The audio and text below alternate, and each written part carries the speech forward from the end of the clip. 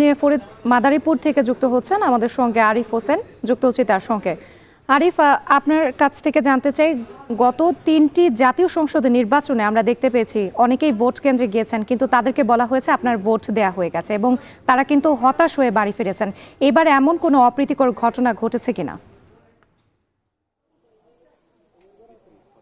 রাতে আমরা মাদারীপুর, শরীয়তপুর এই যে 5 জেলা রয়েছে, সকাল থেকে বিভিন্ন জায়গায় ঘুরছি। এই মুহূর্তে আমরা রয়েছি মাদারীপুর 3 আসনের একটি কেন্দ্রে। এখানে মূলত বিএনপির ধানের শীষের প্রতীকে যিনি রয়েছেন খোকন সাহেব এবং জামাতের প্রার্থীর মধ্যে হাড্ডাহাড্ডি লড়াই চলছে। আমরা যদি আপনাদেরকে একটু দেখাই, সকাল 10টা 11টা পর্যন্ত এখানে এই কেন্দ্রের যারা প্রিজাইডিং পুলিশ অফিসার রয়েছেন তারা বলেছেন আমাদের 15% মতো ভোট তখন পর্যন্ত পড়েছে। এরপরে থেমে থেমে 5 মিনিট, 10 মিনিট, 15 মিনিট পর পর একজন লোক আসছেন, ভোট দিচ্ছেন। তবে কত শতাংশ ভোট পড়েছে এখন পর্যন্ত নির্দিষ্ট করে এই যে আর মাত্র 2 ঘন্টার কিছু কম সময় বাকি আছে, এখন পর্যন্ত তারা আমাদেরকে নিশ্চিত করে বলেননি। তারা হিসাব নিকাশ মিলাচ্ছেন। তবে এই আসনগুলোতে যেই ভোটের অভিযোগ, যে ভোট দিতে পারেননি এমন অভিযোগ খুব একটা পাওয়া যায়নি। তবে হলো যে আমরা যে ফরিদপুর 4 আসনে যখন ছিলাম তখন দেখেছি যে একজন স্বতন্ত্র কে বের করে দেওয়ার বিভিন্নভাবে উঠেছে। যদি এখন পর্যন্ত যারা রয়েছেন, কত শতাংশ ভোট পড়েছে আমরা যদি একটু জানতে চাই এখন পর্যন্ত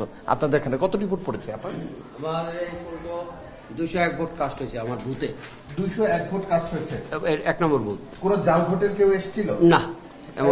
এই যে আসনগুলো, কেন্দ্রগুলো রয়েছে, এখানে জাল ভোটের খুব বেশি অভিযোগ কিন্তু কখনোই পাওয়া যায়নি। কারণ এখানে দেখা যাচ্ছে আওয়ামী লীগ অধ্যুষিত একটি এরিয়া ছিল, সেখানে আওয়ামী লীগের পক্ষ থেকে বিভিন্নভাবে আগেই ভোট কেন্দ্রে না আসার জন্য যে আহ্বানটি জানানো হয়েছে, সেই আহ্বানকে সামনে রেখে অনেকটা ভোট কত সংখ্যক কাস্ট হয় সেটা একটা বিষয়ের মধ্যে রয়েছে। তবে এখন পর্যন্ত আমরা ঘণ্টাখানেক ধরে এই কেন্দ্রেই রয়েছি এবং এই কেন্দ্রে আমরা ভোটার উপস্থিতি যেই পরিমাণ সেটি খুব বেশি সেটা বলা যাচ্ছে না। তবে সবকিছু মিলিয়ে এখন পর্যন্ত অভিযোগবিহীনভাবে এখানকার ভোট গ্রহণ চলছে। যদিও ভিন্ন জায়গায় কিছু প্রার্থীদের অভিযোগ রয়েছে তাদের এজেন্টদের বের করে দেওয়ার। প্রার্থী